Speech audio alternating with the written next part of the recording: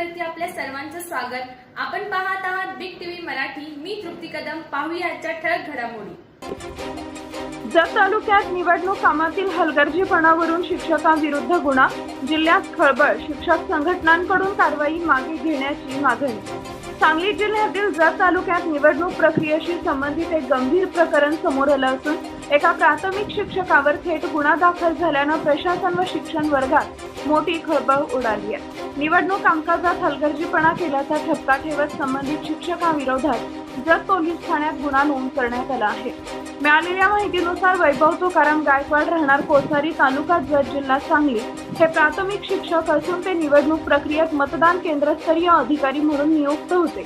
त्यांच्यावर सोपवण्यात आलेल्या जबाबदाऱ्या योग्यरित्या पार पाडण्यात त्यांनी कसूर केल्याचा आरोप करण्यात आलाय। या संदर्भात कुंभारी मंडल अधिकारी राजेश साचे यांनी जत पोलीस ठाण्यात अधिकृत फिर्याद दाखल केली आहे। फिर्यादीत नमूद केल्यानुसार गायकवाड यांच्याकडे कोसारी येथील भाग क्रमांक 57 मधील मतदार यादी संबंधित व इतर निवडणूक कामकाजांची जबाबदारी देण्यात आली होती। या कामामध्ये मतदार पडताळणी, नोंदी अद्ययावत करणे, घरभेटी घेणे आदी महत्त्वाच्या जबाबदाऱ्या अपेक्षित होत्या।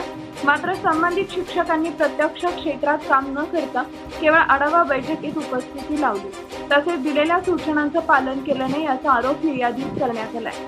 त्यांच्या या निष्काळजीपणामुळे निवडणूक प्रक्रियेच्या अचूकतेवर व पारदर्शकतेवर परिणाम झाल्याचंही नमूद करण्यात आलं आहे। तसेच वरिष्ठ अधिकाऱ्यांकडून वारंवार सूचना देऊनही त्या न पाळणे, आदेशांकडे दुर्लक्ष करणे आणि जाणून बुजून कर्तव्यात कसूर करणे या कारणावरून त्यांच्या विरुद्ध कायदेशीर कारवाई करण्यात आली आहे। या प्रकरणी जत पोलीस ठाण्यात संबंधित कलमांखाली गुन्हा नोंद करण्यात आला असून प्रशासनास पुढील तपास पोलिसांकडून सुरू आहे। दरम्यान या घटनेमुळे शिक्षक वर्गात अस्वस्थता पसरली असून महसूल विभागाने थेट गुन्हा दाखल केल्याबद्दल नाराजी व्यक्त केली जाते।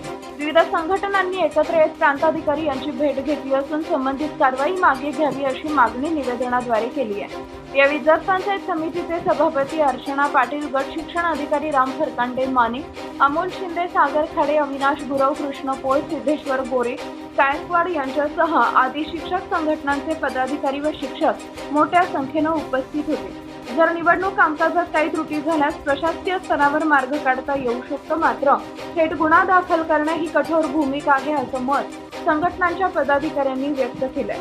या पार्श्वभूमीवर संबंधित प्रकरणात प्रशासन कोणती भूमिका घेते, गुन्हा कायम ठेवला जातो की मागे घेतला जातो, तसेच पुढील चौकशीत नेमकी कोणती तथ्य समोर येतात याकडे संपूर्ण जिल्ह्याचं लक्ष लागलंय। एकूणच निवडणूक प्रक्रियेतील जबाबदारी आणि शासकीय कर्मचाऱ्यांवरील कर्तव्य पालन याबाबत या घटनेमुळे पुन्हा एकदा गंभीर चर्चा सुरू झाली आहे।